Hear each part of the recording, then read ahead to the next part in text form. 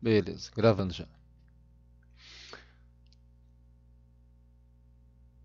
Então, dando sequência à semana passada em que nós falávamos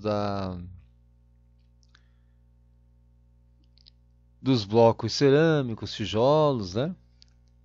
Que são a farinha da construção, né? Construção civil sem bloco, sem tijolo não é construção, né? Não existe. Pelo menos no Brasil, né? Que ainda é bastante tradicional, né? Na sua forma nas suas matérias-primas e métodos de construção. Talvez por causa também da disponibilidade, né, de matéria-prima, né? O Brasil, ele muita abundância, né, de matéria-prima disponível, então aquela construção seca, né, que falam e similares, painéis assim, vem avançando, mas ainda predomina os métodos mais convencionais, né, assentar tijolo e tudo mais, né? Muito bem. Então,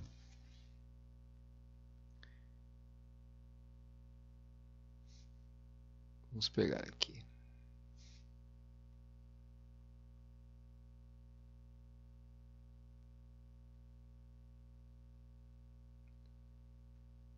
Falando um pouquinho das telhas, pessoal, que não só a telha por si só, mas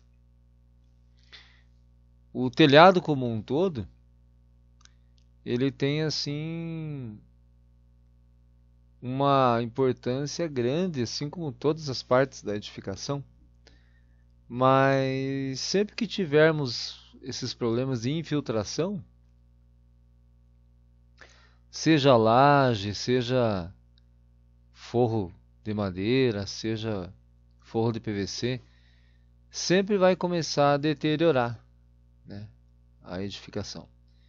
Começa a minar água, embolorar, criar fungos e expansão dos materiais. Depois para a chuva retrai esse trabalho porque com a presença da água, de forma geral, os materiais apresentam aquele inchamento, né? O aumento de volume, né?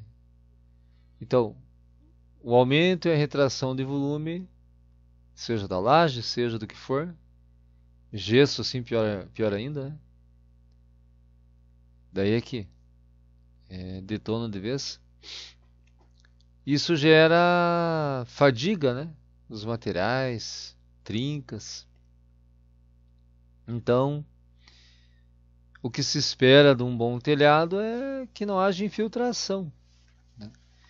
E as telhas têm grande contribuição, mas sozinhas elas não garantem, né? A, a parte assim do esquadrejamento, né? O dimensional, a inclinação, o distanciamento das ripas para dar assim o encaixe correto nas fiadas ali, né? De telhas. Então tudo isso vai se somando, né? Para que você tenha um telhado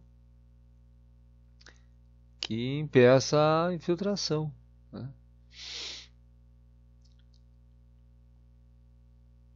Aí vem, né, que o carpinteiro tem que ter um esquadro no olho, né? Para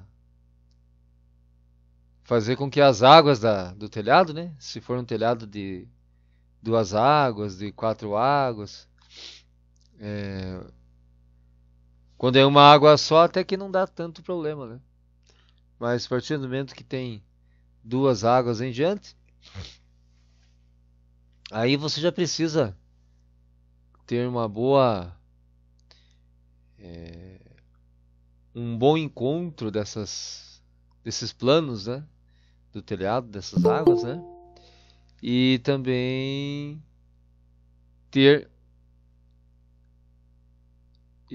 ter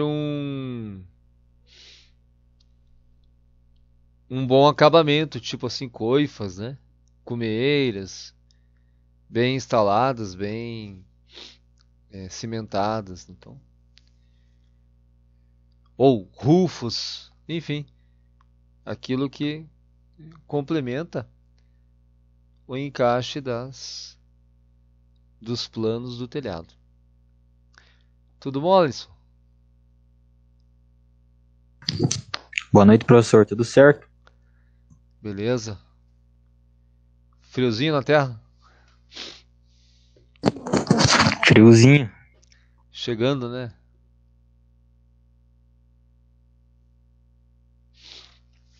Verdade. Estamos falando dos telhados e das telhas hoje, Alisson. Beleza, professor. Chegou no início. Bom, então, pessoal, para início, né, das telhas você espera uma estabilidade dimensional, né? Você não quer que tenha assim uma grande variação entre uma peça e outra, mas isso tem limites estabelecidos em normas. Você espera que as superfícies sejam as mais lisas possíveis para permitir assim um rápido escoamento da água, sem falhas assim como trincas, cantos quebrados, empenamento, né? A peça assim empenada, abaulada. E a peça final, uma peça de telha final, após queima, espera-se que ela tenha baixíssima absorção de água, a menor possível, para que já não a função dela de ser impermeabilizante seja bastante eficiente. Espera-se também o menor peso possível e a máxima resistência possível. Claro que tudo isso ao mesmo tempo, ao máximo não se consegue, né? Quero super leve, super resistente, com nada de absorção de água. Não, assim a gente não consegue, né? A telha perfeita. Isso não dá. Mas assim que atenda pelo menos o máximo possível desses requisitos, né?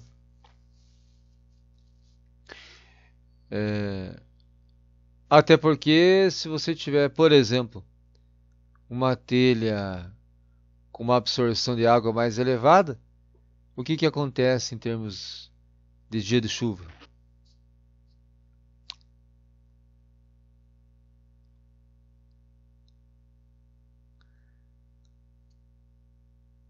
Com o aumento da Ela, umidade, ela retém mais umidade?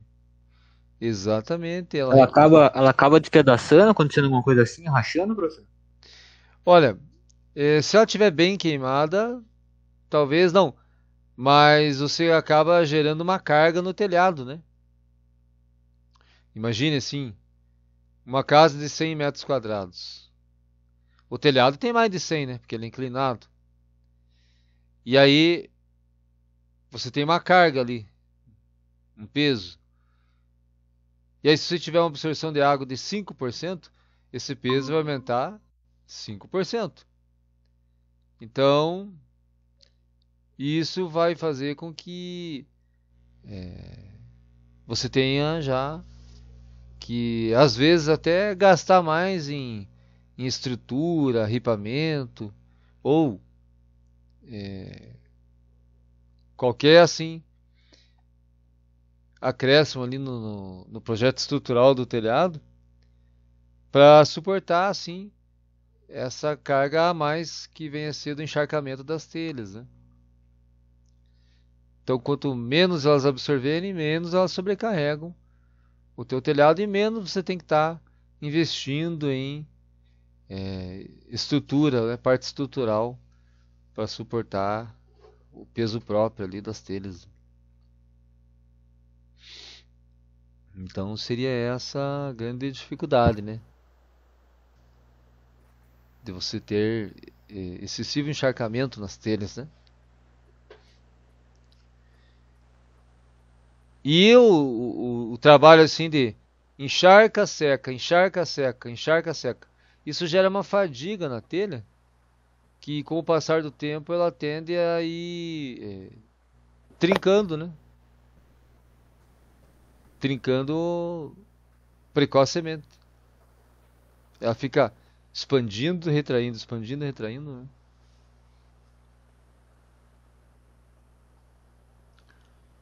Boa noite, Thaís. Tudo bem? Boa noite, professor. Beleza, boa noite a todos. Tranquilo?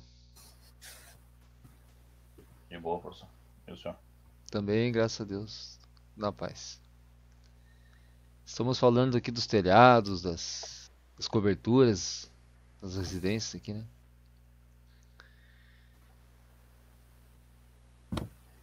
E claro, né, pessoal, a resistência mínima, né? A gente vai ver aqui que tem até em norma, né? As telhas precisam ter uma resistência mínima, né? Para permitir, assim, a instalação, permitir reparo, né? Senão você não consegue se movimentar em cima de um telhado se elas não tiverem uma resistência mínima, né? Que nem, por exemplo, o pessoal comenta, né, que às vezes quando está chovendo e começa a dar goteira, muitas pessoas têm o pensamento de subir no telhado para até ver onde que está a goteira, ou já fazer uma troca enquanto está chovendo, ou parou a chuva, já vamos subir lá resolver. O que que acontece com a resistência mecânica das telhas encharcadas, úmidas? Fica o mesmo? Fica bem mais frágil, né? Totalmente. Então, muitos desconhecem, né, que você não pode subir em telhado, né, quando para a chuva. Tem que esperar. O ideal é 48 horas, né, sem chuva. Mas que pelo menos assim por baixo, assim com cuidado, 24 horas, né? Porque senão você vai subir lá e vai quebrar mais do que consertar, né? Sobe lá e ainda fica mais quebrado. Professor, e aqueles Eternite bem fininhos lá? Por que eles fizeram aqueles Eternite que... Eu já tive um acidente uma vez com aqueles Eternite, daquele bem mais fino. A resistência dele não tem nada de resistência, não dá pra subir em cima. Subiu, quebrou. Mas agora não tem, acho que no mercado mais, no material de construção para vender. Mas numa época tinha bastante daqueles fininhos lá. Você fala aqueles 4mm? É, aqueles lá. É 4mm. Isso Ainda aí. tem ainda no mercado.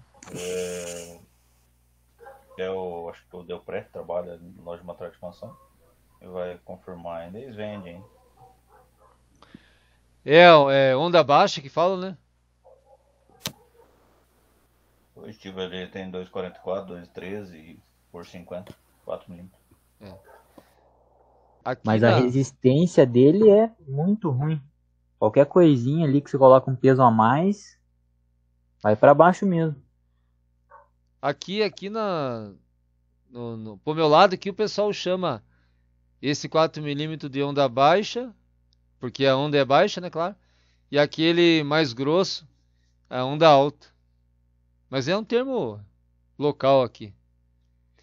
Agora, como é que é o nome daquele calço que acompanha o formato da onda? Que vai embaixo, assim, onde está pondo os pregos.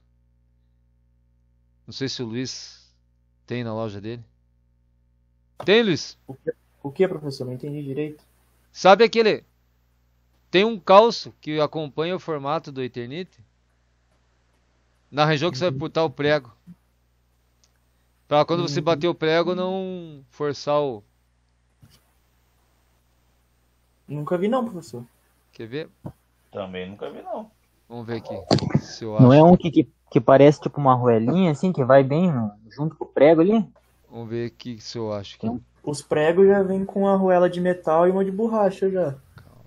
É dessa mesmo. Bem incluso. Mas esse calço nunca vi não. Quer ver uma coisa?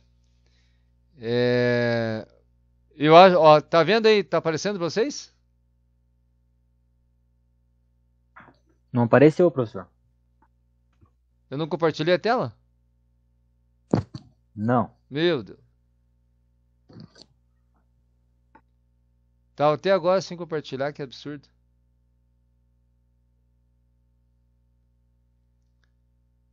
Disfarça. A idade tá chegando. Eu tava mostrando até umas coisinhas aqui, ó. Um texto aqui. Esse aqui. Eu tava falando dessas características aqui, ó. Certo? O calço que eu falo é esse aqui, ó. Que é muito pouco usado. Tá aparecendo aí agora? Apareceu sim. Ó esse aqui, ó. Ó o furinho do prego ali, ó. Mas ninguém coloca porque para não gastar. E aí coloca-se ele embaixo em cada lugar que tem prego. Que daí quando você vai, tipo, eu tenho que andar em cima do telhado para fazer algum reparo, enfim. Aí ela tá assim bem apoiada assim nesses calços, sabe? Distribui a carga. Claro que daí você tem que estar pisando na onde tem a ripa, né? Mas as Eternites não, o pessoal bate o prego sem isso daqui. Daí quando está pisando, ela tá assim em falso. E aí quebra mesmo. Geralmente eles colocam uma tábua atravessado para Também. equilibrar o peso também. Isso aí eu nunca vi desses calços, não. Nunca tinha visto, não. Pois é. Normalmente é colocado normal, sem o calço mesmo. Aham. E pra andar, né? Tomar cuidado, né? Pisar normalmente onde é a resistência, né? O parafuso ali, ou da lugar que a gente sabe que tá bom, né? E outra É. coisa que telhado não é muito feito pra ficar andando em cima, né, professor? Ah, não. Nem eu te Eternite, cara, é horrível. Meu Deus. É, bucha. Ainda mais quando quebra uma peça, a troca é complicada, né? Você tem que trocar aquela folhona assim, né? É um barato que meio que sai caro depois, né? E sem falar que passa um calor enorme, né? A Eternite, né?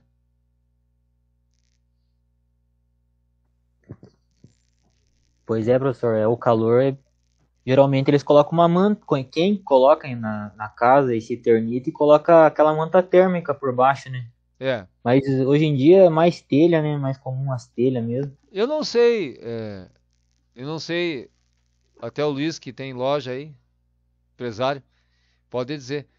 Que eu vou pôr Eternite. No calor, no verão passa calor, no inverno passa geada. Então eu vou pôr manta. Mas se você não se quer um negocinho melhorado, você tem que botar ou ripa atravessada, ou botar uns calços, né? Mas juntando tudo assim, eu não sei se era melhor pôr telha mesmo, sabe? Porque se põe manta, põe um ripamento melhorado, acaba que você gasta um pouco mais, né? Mas enfim, tem a opção, né? Às vezes a pessoa tem a preferência, né?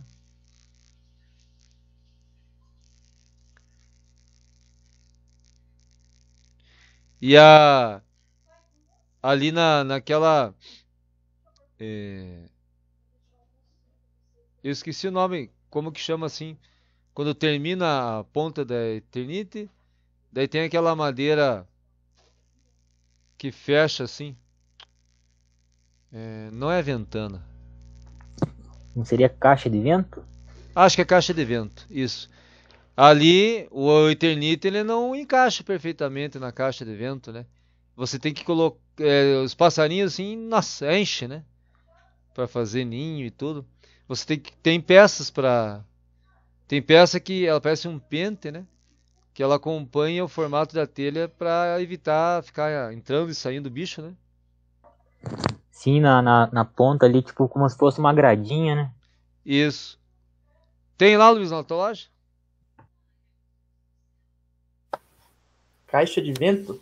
A gradinha que vai embaixo do Eternite para. Professor, sendo bem sério pro senhor, não. O pessoal daqui só procura ripa mesmo, aí coloca Eternite, aí usa a manta térmica só quando a Eternite racha, aí coloca por cima.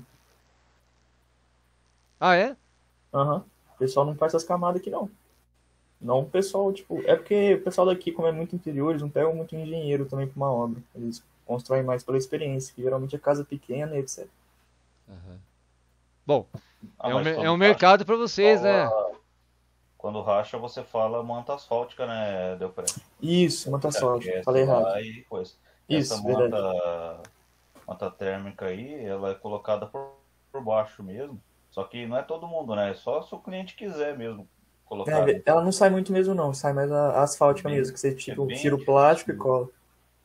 Até lá na casa do meu pai, nós colocou no telhado, que dentro do telhado, a parte de cima, foi feito um quarto, né? Aí foi colocado, digamos assim, para vedar a temperatura, já por causa que o telhado ficou o quarto com o telhado, com o teto caído, né? Então o teto ficou mais baixo. Aí foi colocado. Em alguns outros casos também que nós construímos foi colocado. E o custo da manta asfáltica é muito alto? Professor, não lembro direito como é que é vendido, não. Lá é no metro, tipo, uma de 50 centímetros, acho que era R$ 3,90 o metro. 50 centímetros, um metro por 50. Isso. Era 50 de largura e cada metro vendia linear, né? Vendia separado, era R$ 3,90. É, não é muito barato também, né? Pra cobrir um telhadão Mas o inteiro, né? pessoal não coloca no telhado inteiro essa asfáltica, é mais pra tampar o buraco só mesmo. Quando não quer trocar a telha, aí coloca e venda. Ah, entendi. Beleza. Tá, então, pessoal, algumas opções, né, que fazem diferença na hora de construir, né? Aqui uma curiosidade, né, a expressão feito nas coxas, né? Na época do Brasil colonial era nas coxas dos escravos, né? Essa telha chamada colonial, né? Por isso que e elas eram todas disparelhas, né? Porque cada pessoa tem um tamanho de perna, né? Então é, a expressão veio daí, né? Feito nas coxas.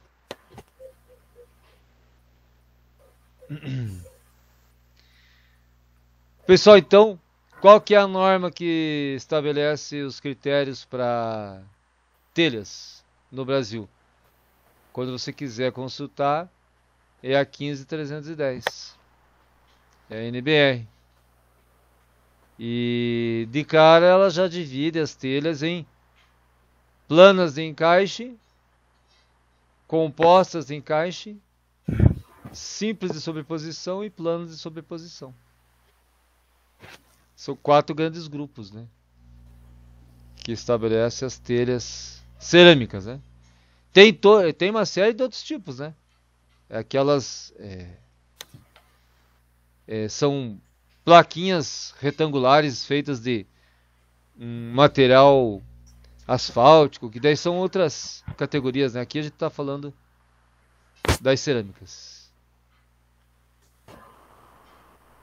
Essas casas de alto padrão, não sei se vocês já viram, parece que ficam assim, umas plaquinhas de um material bem fino.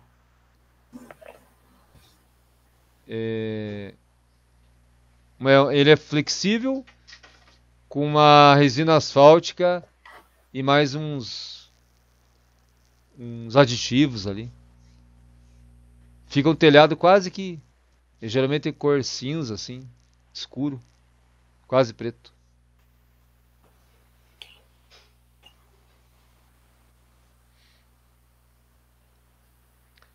Então vamos falar um pouquinho delas, olha.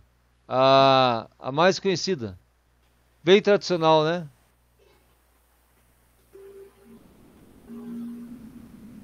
Francesa. Tem bastante ainda, né, pessoal? A professora ainda tem, mas hoje em dia usa mais a do plano portuguesa, né?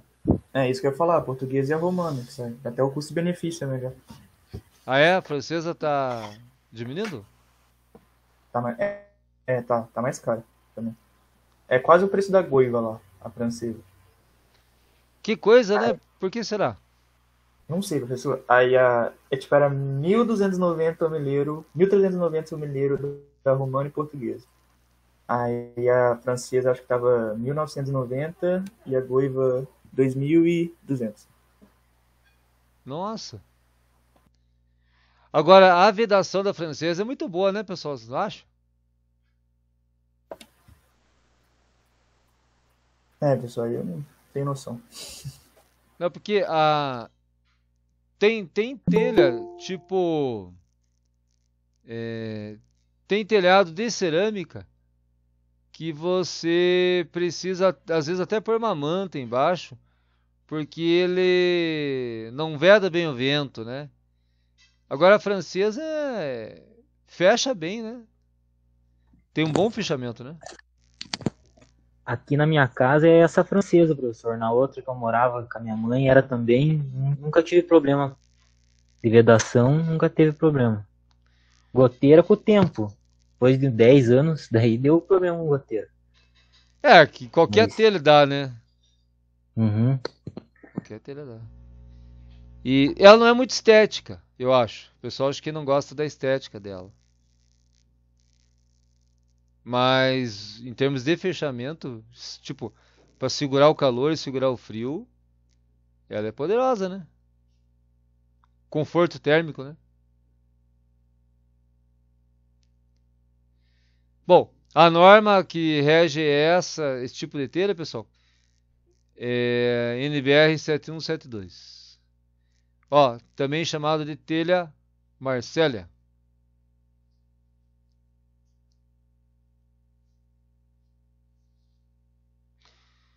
É...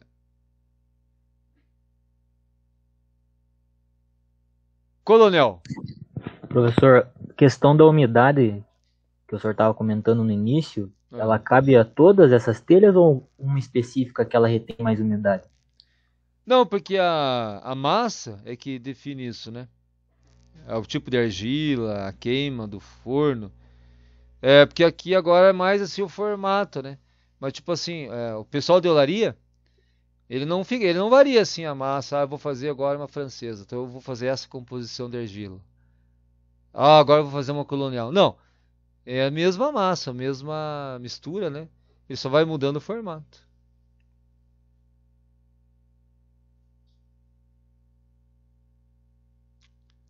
né?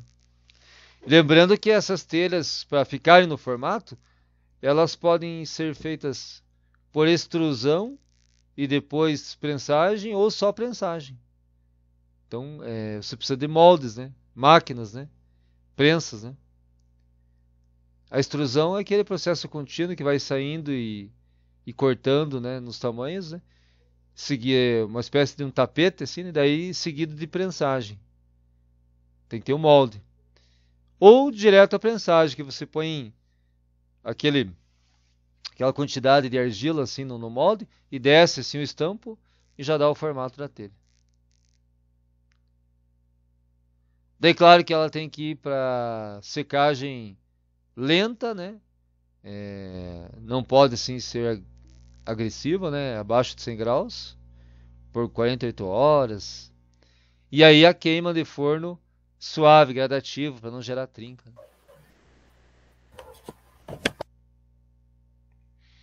E a colonial, vocês veem por aí? Que vai uma invertida embaixo, uma virada para baixo e duas viradas para cima, né? Você faz assim uma espécie de canal cobertura, né? Canal capa, né? Não sei se dá para ver na imagem ali.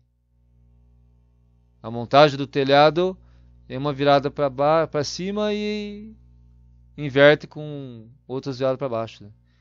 Para a água correr, né? Já viram na região de vocês por aí? Colonial?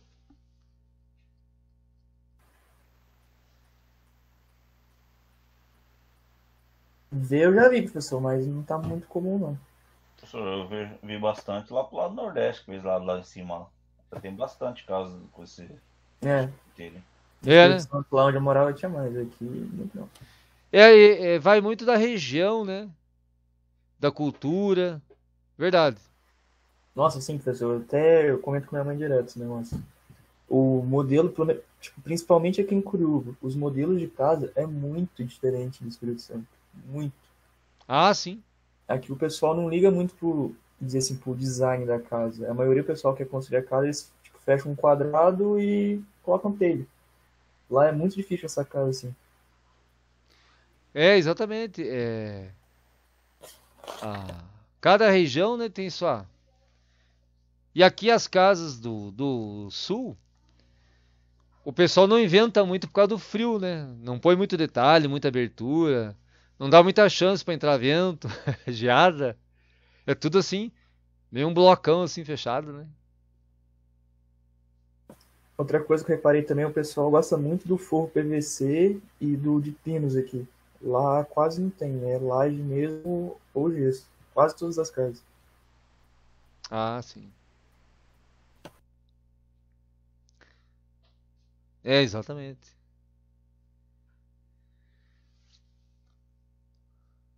Bom, pessoal, telha paulista, uma derivação da colonial. É, a capa tem um tamanho um pouquinho menor que o canal. Eu, sinceramente, vejo muito pouco dessa telha paulista.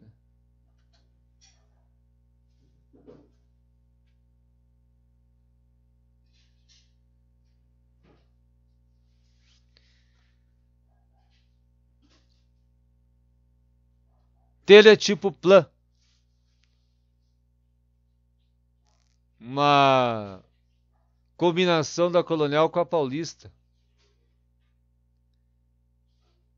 Não é a romana. A romana a gente já vai ver aqui. Mas ela tem canal e capa. Só que no formato quadrado.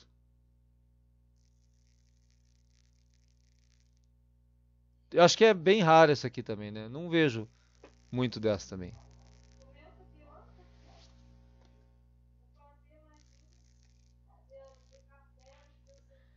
Portuguesa, já viram por aí? Já. Mas não é muito também, né? Sai bastante, professor. Sai? Sai, é português e a romana as que mais saem. Ah, é? Na região aí tem? De barro sai mais, né? Aí tem Uhum. cimento também agora. Né? Bastante. Ah. É verdade, tem exercimento, né? Tá certo. Uhum. Legal. Bom, que a gente tá falando aí, a tal da romana, né? É uma derivação da plan. É, é peça única, né? Então não vai ter capa e canal, né? São peças únicas que se encaixam, né? E no caso da romana, o pessoal utiliza a manta ou não? Como é que tá por aí? Só a telha mesmo. Só a telha, professor, é muito difícil sair, mano. Certo. Uhum.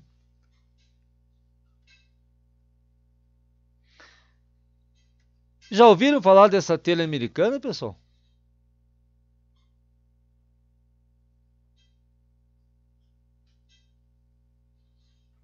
Professor, eu até já vi, mas ela é mais larga, né, que a outra, né? Só que é bem raro mesmo utilizar essa aí. Normalmente é colocado mais casonas, mansão, casa maior, né? Aham. É verdade, não é assim comum, né? Da nossa região, pelo menos aqui, né?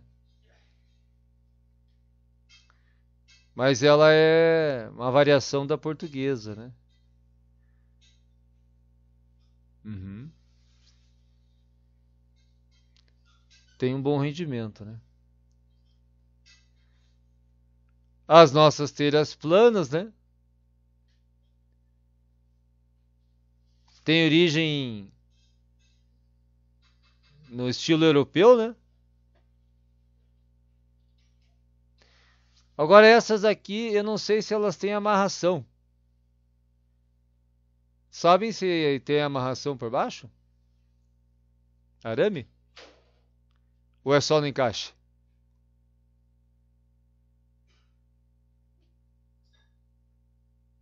Sei não, professor, essa aí eu não sei não. Ela é um estilo assim já mais sofisticadinho, né?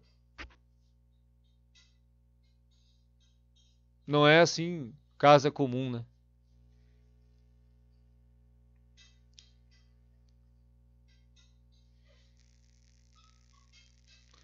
Estilo europeu, né?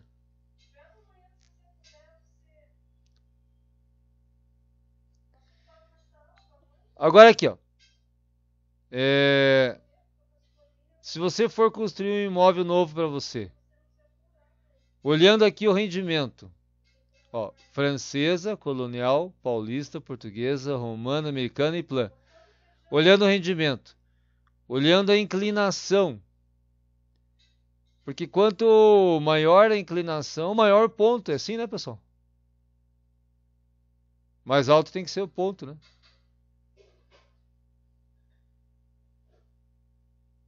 Tipo, o ponto de uma inclinação 40%, que é o caso da francesa, tem que ser maior que o ponto de uma paulista ou de uma plana, que é 25% só.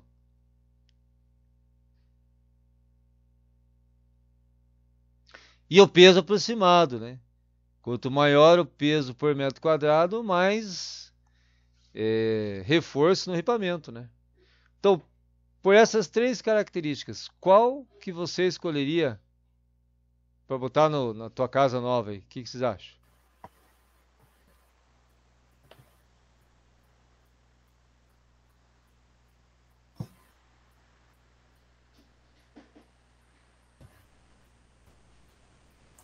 Paulista?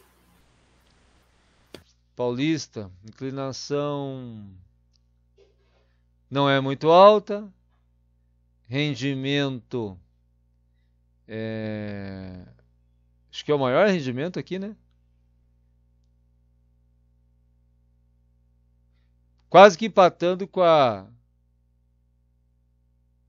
Colonial e a Plan, né? E o peso não é dos mais baixos, né? Exige uma estruturinha razoável. Mas é uma opção boa. É uma opção boa. Então, A- professor, normalmente o telhado, quando vai ser feito, é feito 30%, né? E Aham. normalmente é utilizada telha de cimento, essa portuguesa e romana, e a gente já faz o telhado nos 30%. E é o padrão, né, normalmente, né? Só é muito raro colocar essas outras, né? Então, a maioria das casas acaba saindo esses 30% e nessa quantidade de rendimento, né? Por causa que ela é portuguesa, né? E romana utilizado. A de cimento, ela tem uma variaçãozinha um pouco, que eu não lembro, mas é 30% também, de inclinação. E a de cimento é mais leve ou é mais pesada que a cerâmica? Mais pesado, professor. E encharca mais ou não? Com chuva? Então, professor, aparentemente ela sim. Ela encharca mais. Ah, tá. Uhum. Pessoal, eu, por exemplo, eu moro aqui, onde eu moro é francesa, atualmente aqui, que eu divido uma casa com a minha mãe, E o problema da francesa é o vento, a água, ele joga a água para dentro quando venta num certo sentido. Nossa, quando o telhado vai envelhecendo e o ripamento vai cedendo, vai abaulando, se perder um pouco na inclinação, o vento já empurra de volta pro forro a água. Aqui na minha casa acontece isso. Então, ó, o problema da francesa aqui, que é onde eu moro aqui, se não tiver no 40%, bater um vento contrário, complica.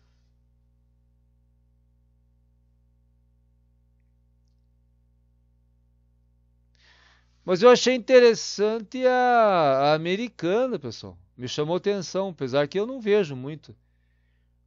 Porque, ó, você precisa de poucas peças, ó. Claro, eu não sei como é que tá o preço do milheiro também, né? Com 12 peças você fecha o metro quadrado. E olha a carga que ela produz, ó, bem baixa. Só 38 quilos por metro quadrado, né? Eu achei interessante. Não sei se o preço dela é interessante, né? Não cheguei a olhar. Mas me pareceu, assim, uma opção interessante também. É que muitas vezes varia, né, professor? Que nem às vezes o preço dela é um pouquinho mais caro, digamos, por milheiro. Só que como a área dela cobre um pouco mais, ela é maior um pouco, então acaba saindo ou elas por elas ou até compensando. É. Entende? É que nem a de cimento, ela é um pouco mais cara, um pouquinho mais cara. Só que, pelo menos quando eu comprei, né, da minha casa, lá eu comprei e coloquei de cimento. Ah, se pois. Eu coloquei de cimento, só que eu comprei direto da fábrica, né? Então Aham. saiu um pouco mais em conta. Ela é um pouquinho mais cara, só que pela área de cobertura dela, acabava saindo elas por elas praticamente. E aí a de cimento, tipo, comparando no mesmo modelo cimento e cerâmica, a cimento é mais cara? O milheiro? Ela é um pouquinho mais cara. Se for comparar não, uma peça por outra peça, ela é um pouquinho mais cara. E tem as de tonalidade também, né? Sim, tem vários tipos, né? Tem aquela de que ela é esmaltada também, Aham. que é um outro material, um outro tipo de barro, se não me engano, lá que ela é esmaltada, tem várias cores, tudo. Tem de cimento que normalmente ela é duas cores também, ela é ela é cinza e tem um outro que é mais claro um pouco também, Aham. que a gente vê mais. Sim. É legal, é uma boa opção, né? A de cimento. Meu pai construiu uma casa e depois também ficou bom. Ficou vedor total. Beleza, pessoal. Então, daqui a pouco eu ponho para vocês lá. Ó, tem essa tabelinha comparativa aqui. Se um dia você for mexer com telhado, você já tem aqui uma dica aqui, uma orientação.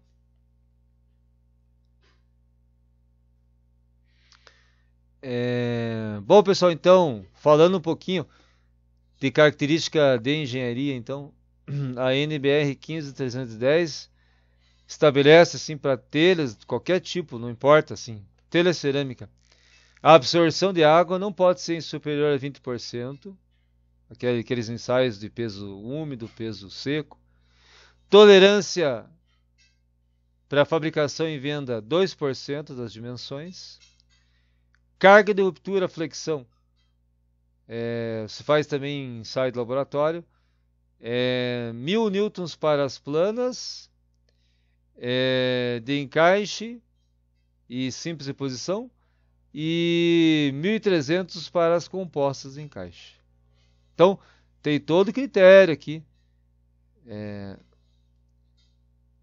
Às vezes tem fabricantes que não levam muito a sério, mas existe.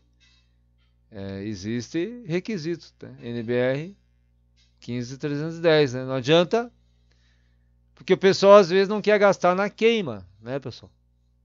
A queima gasta muita energia, né? Não importa se é gás, se é óleo ou cavaco, não interessa.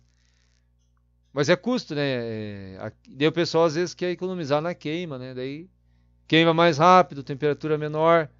Daí tudo piora, né? Resistência, absorção, estabilidade dimensional, porosidade.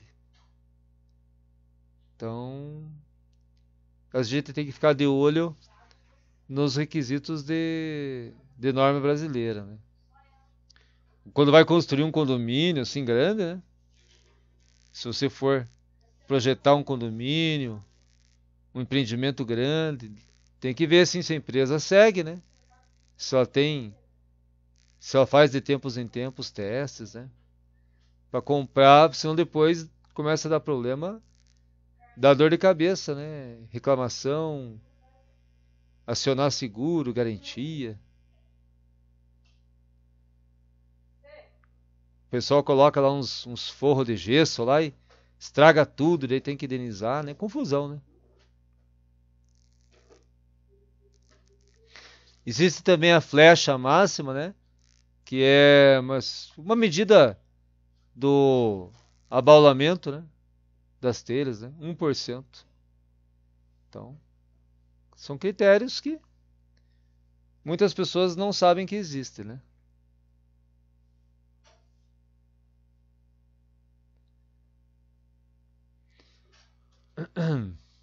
O ensaio de umidade, pessoal, de impermeabilidade, falo melhor,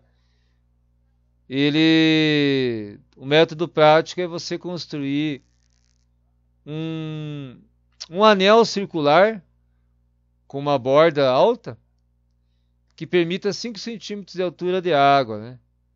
E aí, por 48 horas não pode ter, a água não pode infiltrar, atravessar, né? Então é um método prático de ver a impermeabilidade da telha.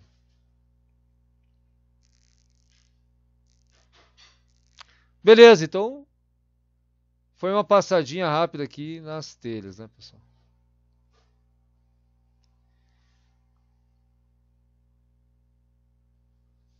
Passar aqui para revestimento cerâmico, pessoal. Agora?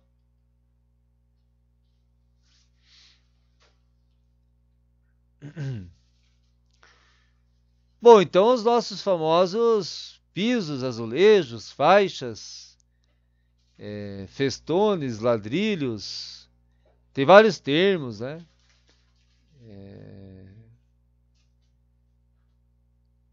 Porcelanato, rodapé e por aí vai.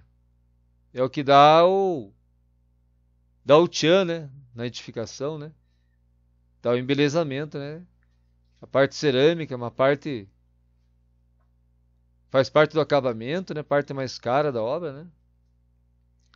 E o revestimento cerâmico ele pode ser assim motivo assim de alegria ou de tormento, né? Dentro de uma casa, né?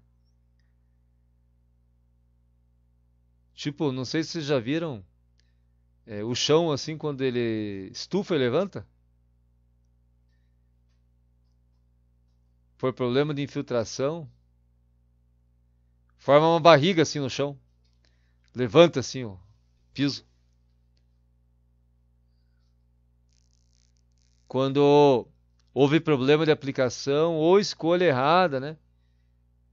Ou às vezes só o rejuntamento errado já permite assim ficar infiltrando água quando jogam. Aquilo começa a absorver água, começa a aumentar o dimensional.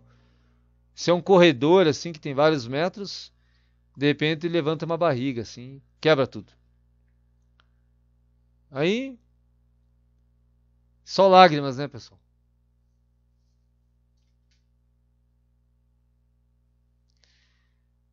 Bom, não sei se vocês notaram que as casas antigas, já repararam? Elas tinham muito do azulejo. Aqueles 15 por 15, 20 por 20. Já repararam? Sim. Com aquelas decorações assim, florida, azul, vermelho. E isso assim com o tempo foi caindo, né? Hoje é muito difícil, né? Hoje é muito difícil quem opte por revestir assim uma cozinha de formatos pequenos, né? 15 por 15, né? Ou 20 por 20. Ainda existe, mas é mais difícil, né? Porque era uma tendência europeia, né, pessoal? Esses formatos pequenos, né? Agora não. Agora o pessoal, os formatos que vão na parede, não sei se vocês repararam, são tão grandes quanto os que vão no chão, né?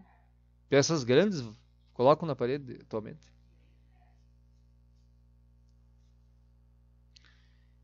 E bom, o que é o nosso revestimento cerâmico? Você tem uma massa à base de mistura de argilas, né?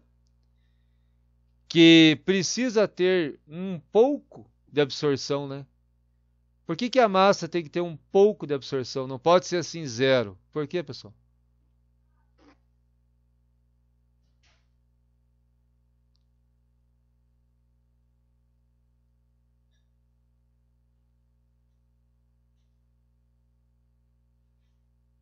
Na hora de assentar, né? Para selagem, Na hora de assentar. material. Porque imagine assim, você vai colocar argamassa de assentamento. Se a massa é totalmente assim, zero de absorção, a massa não adere. Tem que puxar um pouquinho, né? Tanto é que, não sei se vocês já viram o pessoal aplicando, né? Tem gente que pega a brocha e umedece, né? O tardós, né? A parte de baixo do piso, do azulejo. Para dar uma umedecida já prévia. Para ela dar uma puxadinha. Aí quando você coloca a argamassa, ela faz um efeito de cola, né? Então, um pouco tem que ter da massa. E aí você tem uma camada intermediária que chama-se, na indústria eles chamam de engobe. O engobe é uma massa, ele é assim ele está intermediário entre a massa e o esmalte. Ele faz assim esse meio de campo e por fim o esmalte propriamente dito, né? Deixa eu ver se eu tenho uma imagem aqui.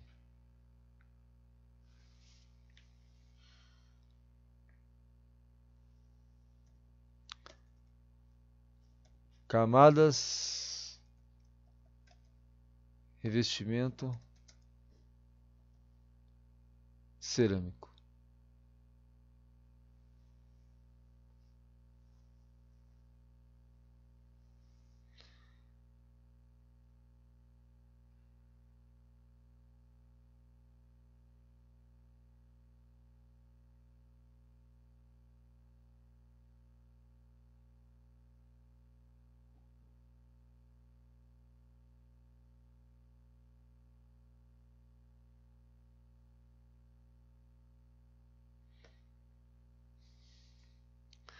Não sei se dá para ver aí, pessoal.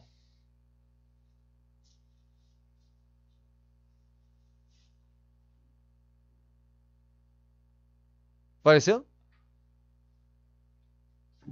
Apareceu? Ó, então a gente tem a massa, né? Que é mistura de argilas, né? Depois a gente tem uma camada que é aplicada a úmido. Que a linha de produção de cerâmica são... a peça vai passando, né? É uma linha de... Não é de correias. Você tem aquelas guias e a peça vai passando e aí vai derramando-se uma camada sobre as peças, né? Com uma cortina a úmido. Chama-se engobe. É um intermediário entre a massa e a esmaltação. E aí você coloca as decorações, que são tintas, por processo tipo silk screen, e termina com uma camada de vidrado, que é o esmalte, né? Então esse é o revestimento cerâmico, em geral. E o porcelanato, o que que muda, pessoal? O que que o porcelanato tem de diferente do revestimento cerâmico tradicional?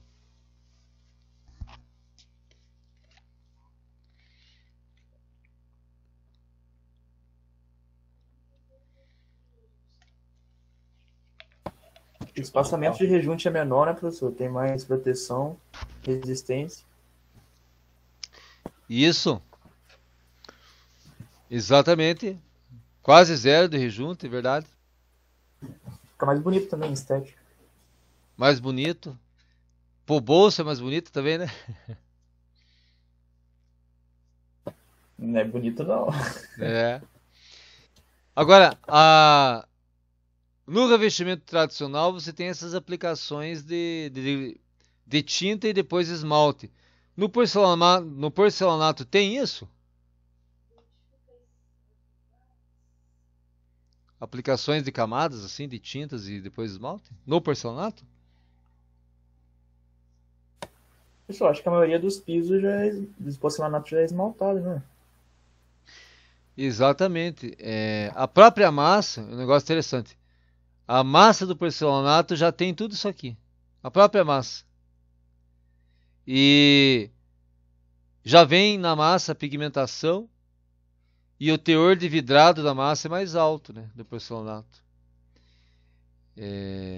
Aí você dá polimento mais ou menos, né? Daí tem o porcelanato que o pessoal gosta, né, o mais brilhante, tem o porcelanato menos brilhante. Então é essa a diferença. O porcelanato é como se fosse uma pedra única, né? Sem camadas, assim. Ele é uma peça única, que pode receber mais ou menos polimento conforme o modelo, né?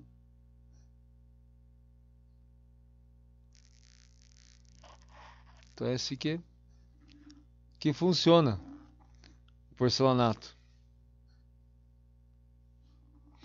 Então, como em geral é assim que formam-se as camadas do nosso revestimento cerâmico.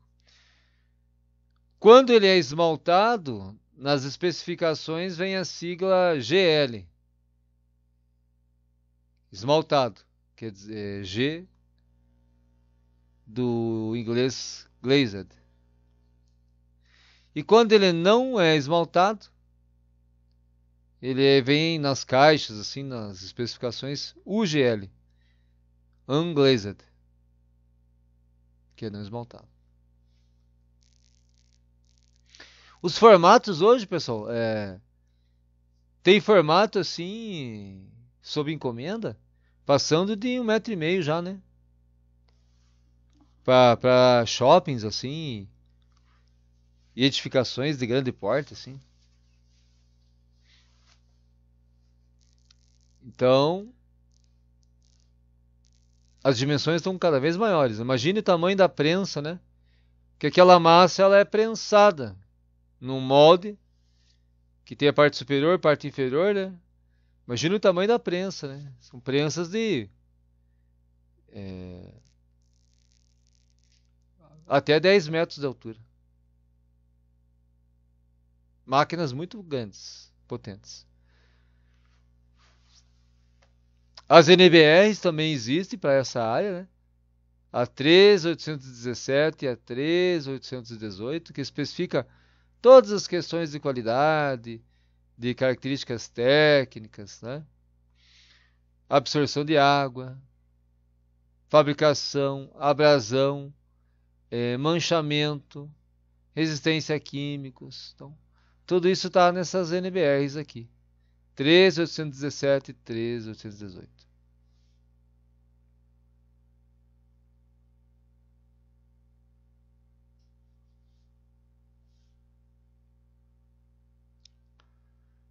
Falando então de a primeira grande classificação, tá aqui, ó. de acordo com a 13817. 1A, 1B, 2A, 2B e grupo 3, ó. É o grau de absorção. Existe ensaio, né? Está descrito na norma como é que faz o peso seco, peso úmido. Daí te faz a conta. Então o grupo que é mais rigoroso é o 1A, ó, de 0 a 0,5% de absorção. E o menos rigoroso é o grupo 3. Aceita mais que 10% de absorção de água. E claro que daí aqui você tem a variação do preço, né? Quanto mais apertado o critério, mais caro o produto, porque ele tem matérias-primas selecionadas, a queima é mais intensa, né? Para fechar bem os poros, né? Que a absorção de umidade tem relação com a porosidade no material, né? Então, se você vai usar para piso, parede, piscina, sauna, você vai escolher aqui um desses grupos aqui. Isso vem na caixa. Esse tipo de característica vem na caixa. A hora que você vai comprar, né? Às vezes as pessoas não sabem interpretar, né? Todos os códigos que estão na caixa, né? Mas a absorção seria isso aqui.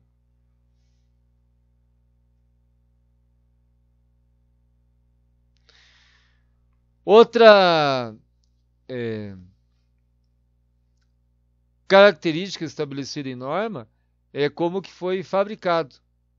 Que a placa pode ter sido extrusada ou extrudada, recebe uma letra A, prensada, recebe uma letra B e outros processos recebem uma letra C. E aí aqui, combinando as duas tabelas, ficaria assim, ó.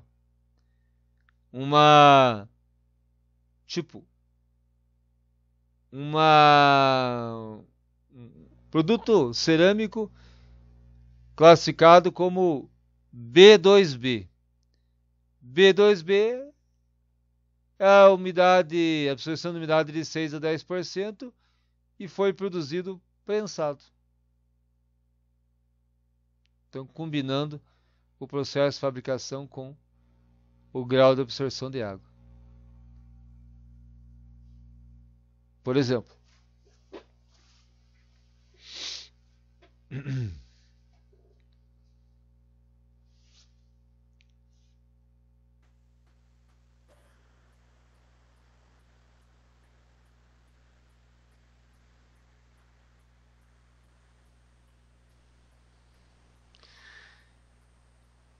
e essa designação, alguém já viu assim em loja? Essas designações aqui, ó. Porcelanato, grês, semigrês, semiporoso e poroso?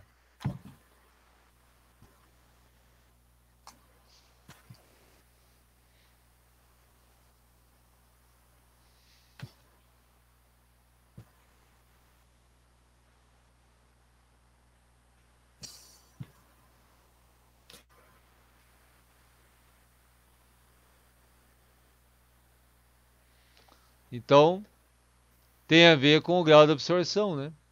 Um porcelanato, absorção mínima.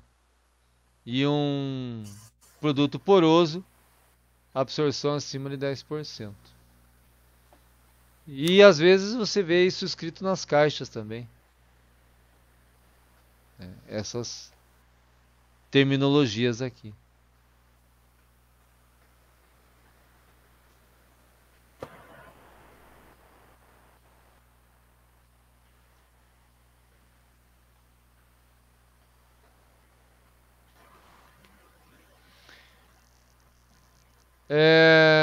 Pessoal, existe um ensaio de abrasão feito num equipamento chamado Abrasímetro. Alguém já ouviu falar?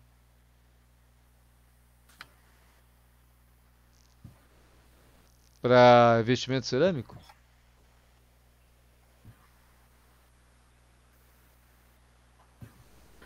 O abrasímetro.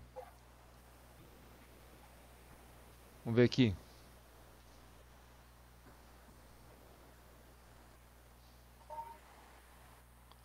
Abrasímetro.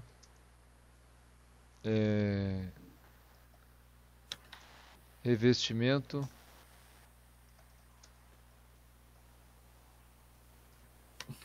cerâmico.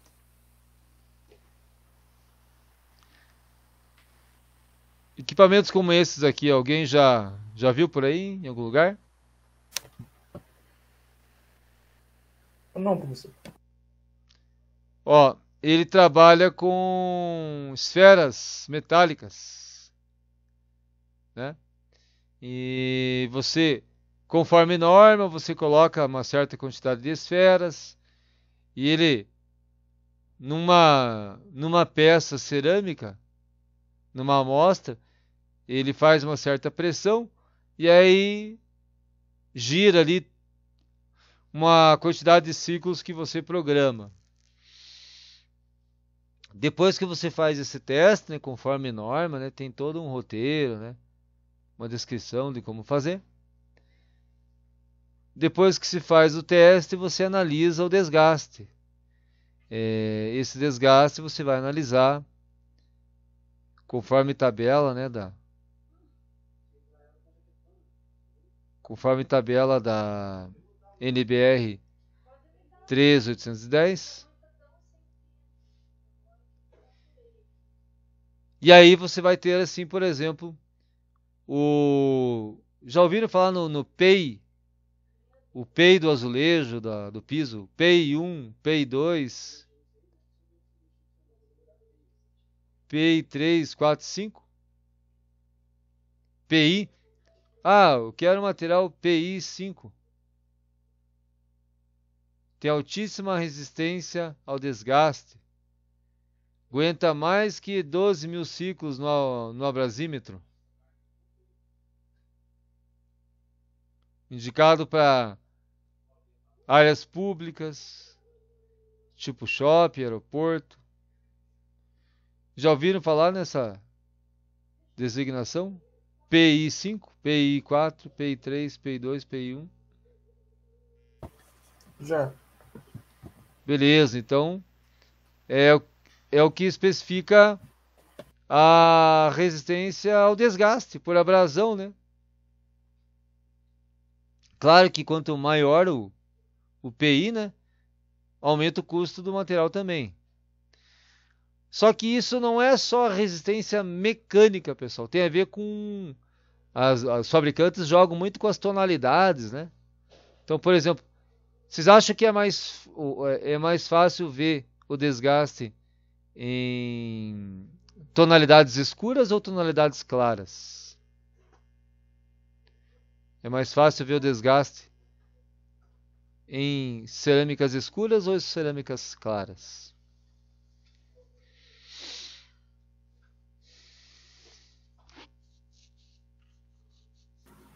Escura? Nas escuras, né?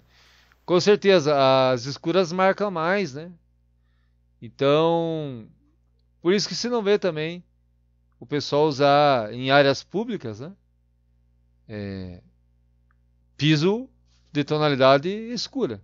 Até tem, mas o pessoal tende para as claras, porque você consegue classificar num PI mais alto,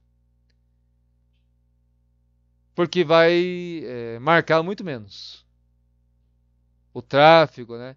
Areia, pneu de carro, todo tipo de desgaste que possa ter de abrasão, de erosão, isso revela, e aí você vai encaixar o material num desses grupos aqui.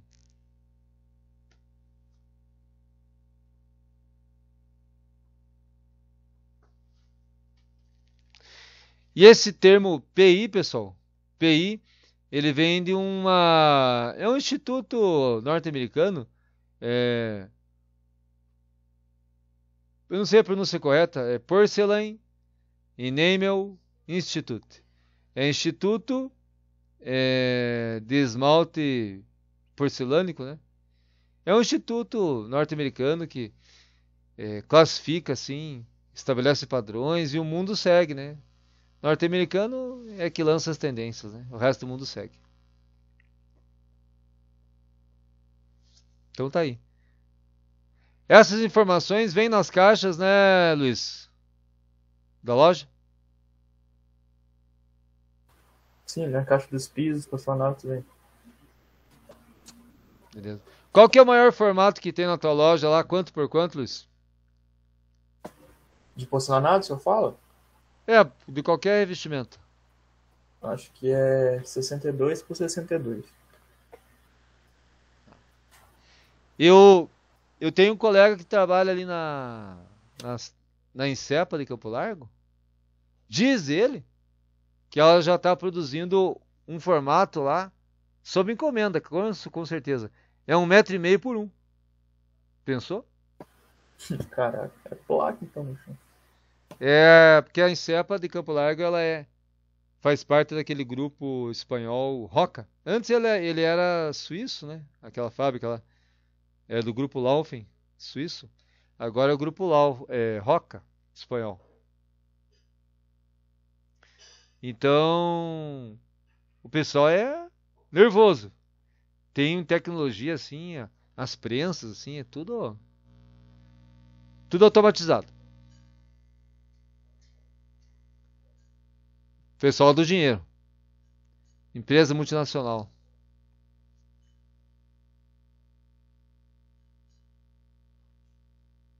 Bom, outra coisa que as normas estabelecem é a resistência à mancha. A resistência à mancha, pessoal, tem a ver com essa capacidade de penetrar no esmalte e se alojar embaixo do esmalte, né? E aí, lugares assim, tipo cozinha industrial, frigorífico,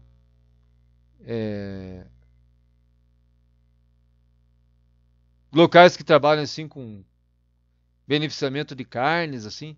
Então, a resistência à mancha tem que ser muito alta. Até porque, né, o carne, produto alimentício, corante, tem assim uma capacidade de manchamento muito alta, né? Então a classe vai de 1 a 5, em que o 5 ele tem grande resistência à mancha, você remove facilmente. E o 1, baixíssima resistência à mancha. Se cair qualquer coisa assim, com uma tonalidade, algum líquido, né, com uma tonalidade mais forte, ele já mancha. Então, existe essa classe aqui relacionada à limpabilidade. Classe 5,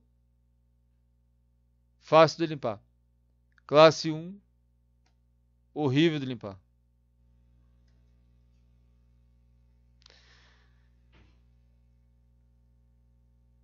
E juntamente com essa classe de categorização assim, para facilitar a limpeza, vem também a resistência a produtos químicos. E aí você acaba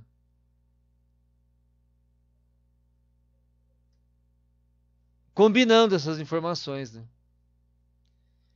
Então, a resistência a produtos químicos já é dada pela NBR 13817 em A, B e C. A resistência química A é altamente resistência, a B é média e a C é baixa.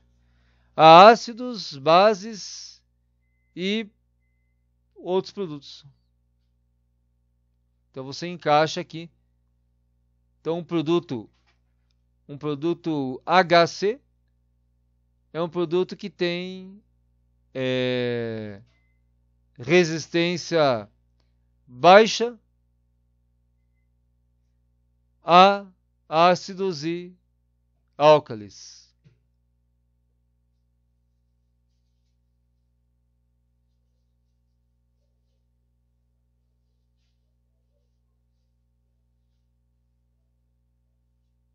E assim vai, né, pessoal? Cada letra aqui tem um significado, uma designação, né? Que nem ele dá o exemplo aqui, ó. Um produto GLB. G, esmaltado. L,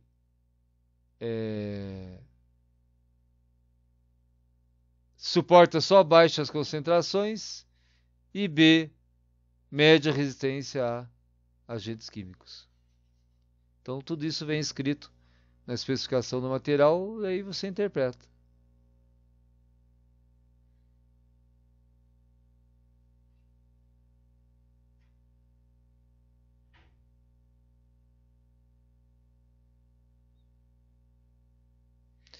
Os azulejos, nós falamos, né? Que tem caído no desuso, né? Esses formatos pequenos.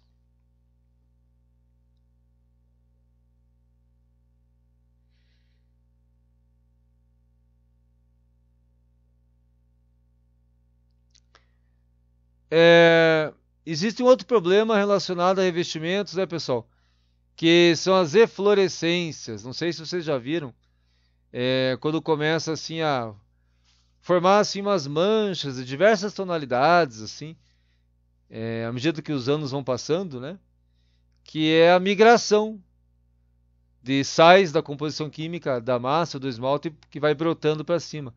E aí vai mudando, às vezes, até a tonalidade, vai formando manchas diferentes, não de umidade, mas assim de tonalidade mesmo, né? Com colorações diferentes. Então isso chama-se eflorescência. Com o passar dos anos, isso acaba ocorrendo devido a movimentação de umidade ali, de baixo para cima ali nas peças, né?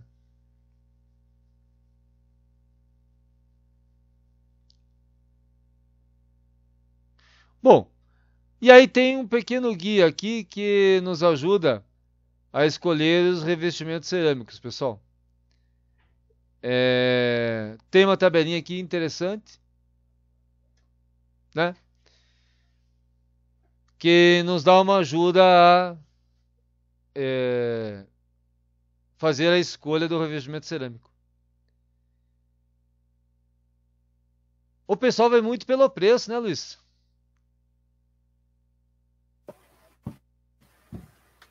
Depende, professor. O pessoal não entende direito. O pessoal daqui gosta muito de cerâmica escura. Mas a região aí é terra mais escura? Muito pobre?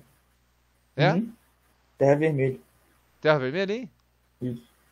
Ah, isso tem a ver, né? Porque e quanto mais vai indo pro norte, né, pessoal? A terra vai ficando mais vermelha ainda, né? Mas lá onde eu trabalho, a maioria dos pisos, pessoal, não tem muita... Nessa parte de PI, a maioria é 4 ou 5. Não tem muita diferença, não. Fica o mesmo preço ali. Entendi. Muda mais o preço no tamanho só. Ah, tá. Da Porque... cerâmica é normal, né? A de porcelanato é mais caro. Sim, sim. E o porcelanato é tudo brilhante ou tem também fosco? Não, tem um fusco, mas a maioria é esmaltado brilhante já. Ah, tá. Ele é polido, né? Também, né? Na produção. Pessoal, então o brasileiro sempre vai gostar de uma ofertazinha, né? Quem que não quer uma oferta? Mas tem que cuidar, né? Para que a oferta não te dê dor de cabeça depois, né? A aplicação é importante, né? Às vezes mal aplicado dá defeito mesmo, assim. Infiltra a baula, estufa, começa a trincar, né? E você colocar ambientes que vai ter muita umidade, tipo área externa, chove, faz sol, chove, faz sol. Trabalha muito, né? Ele vai trabalhar demais, ele dilata, retrai. Começa a trincar, né? Que nem hoje a gente vê aqueles azulejos assim com esmalte trincado, né? É porque a qualidade ali não era aquela coisa toda, e daí com a presença da umidade ele fica dilatando, né? Dilata, retrai. Mas aqui esse guia nos ajuda aqui, ó. Uso residencial. Aí você vem para uma faixa de escolhas aqui. Ambiente interno, ambiente externo. Uso público. Áreas de tráfego maior. Ambiente interno, externo. E o uso industrial, que acho que é o mais extremo, né, pessoal? O uso industrial você tem produtos químicos, você tem óleos, graxas, você tem tráfego de veículos, pneu de empilhadeira, enfim, a quantidade de agentes agressores no uso industrial. Aí tem que ser assim, se vai ter alguma área com revestimento cerâmico, tem que ser muito bem escolhido para não dar problema depois, né? A agressividade é alta.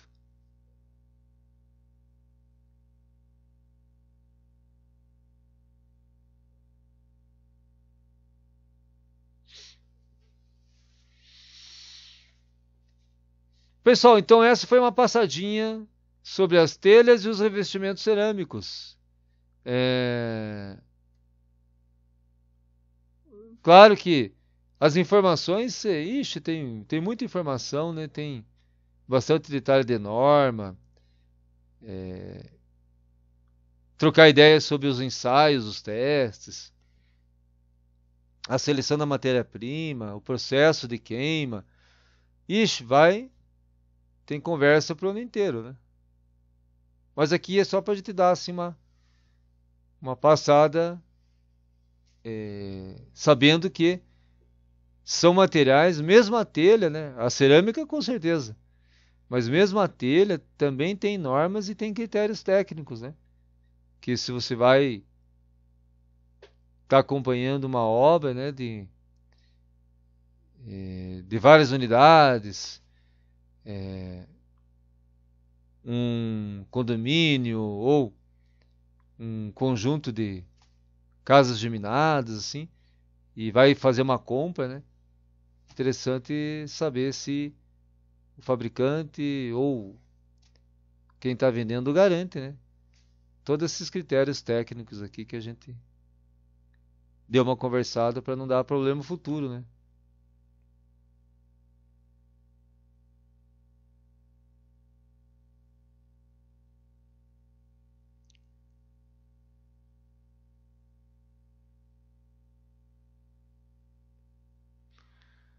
Tudo bem, pessoal?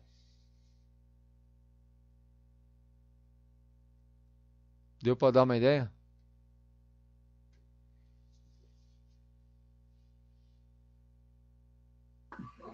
E também, professor, na questão da compra do material, geralmente quem está construindo casa já pega um bom profissional e esse profissional já sabe o material bom de comprar, qual lugar que está mais em conta. Então, vai do profissional, né? Ah, sim. Questão até do acabamento ali qual o professor falou da aplicação da cerâmica ali no piso. Sim, O profissional já sabe já a maneira e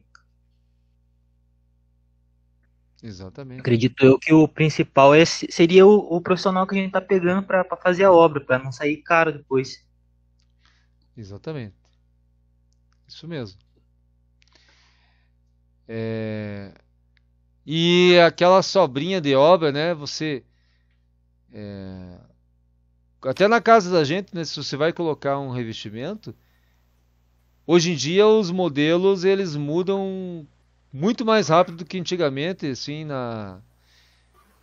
nas lojas, né? Ele entra em linha, depois some, você nunca mais acha aquele modelo, aquela tonalidade, né? E então a gente sempre tem que ter assim uma ou duas caixinhas guardadas, né? Para caso dê um probleminha você ter peça para trocar, porque antigamente era mais fácil. Tinha até aqueles cemitérios dos azulejos, acho que em Curitiba tem um ainda. Agora é mais difícil achar, né? Uma peça se quebrar na tua casa, se não tiver uma pecinha guardada, vai para achar assim a mesma tonalidade às vezes não é muito fácil. Sai de linha muito mais rápido agora, né?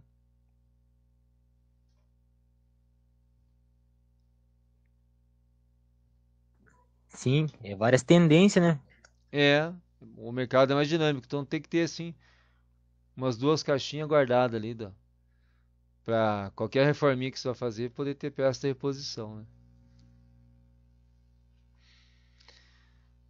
E o mesmo modelo varia de tonalidade com o passar do tempo, né? A queima fica mais forte ou mais fraca. Às vezes, assim, é o mesmo modelo, você acha, mas tá um pouco mais claro, um pouco mais escuro e destoa da tua parede, do teu piso. Às vezes até em carga, professor. Em pallet que vem diferente, muda um pouco a tonalidade. Isso. Dá reclamação, né? Tem cliente que reclama. Às vezes pede para a fábrica é, repor, né? Aquela quantidade de peças, é verdade. Já vi isso também. Como é que é o nome da loja lá mesmo, Luiz? Você falou uma vez, esqueci. Globo Madeiras. Globo Madeiras? E Ó, pessoal, na dúvida, se você tiver assim entre dois ou três fornecedores, vá na Globo Madeiras. Lá, é, atendimento bem aqui em Curiúva. VIP, preço bom. Cabe no seu bolso, né, Alice? Cara, pior que o preço é bom mesmo, professor. Vem muita gente de fora comprar de Ventania, de Sapopema, de tudo. Olha, já tô começando a me animar. Eu tô pensando em fazer uma reforminha. Só que o ruim é que não leva pra Telêmaco, eu acho, porque não compensa muito por causa do frete, não cobra frete. Ah, Aí acaba saindo caro. entendi. Mas é uma opção, né? É uma opção, se tiver algum V- sítio pra cá, quiser reformar. Vamos conferir. Paulo, beleza, Paulo?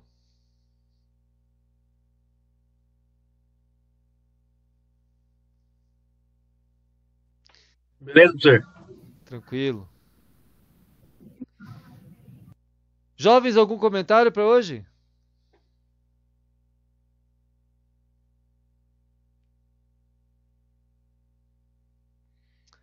Tranquilo? Ficamos por aqui? Tranquilo, professor. Então eu vou pedir um autógrafo no chat ali, por favor. E aí, daqui a pouquinho tá lá o material e uma questão para valer aí para semana aí de atividade. Se ninguém tiver nada, uma boa semana para todos aí de luta diária aí. Obrigado, professor, igualmente. Valeu. Até semana que vem, Deus quiser. Abraço a todos aí.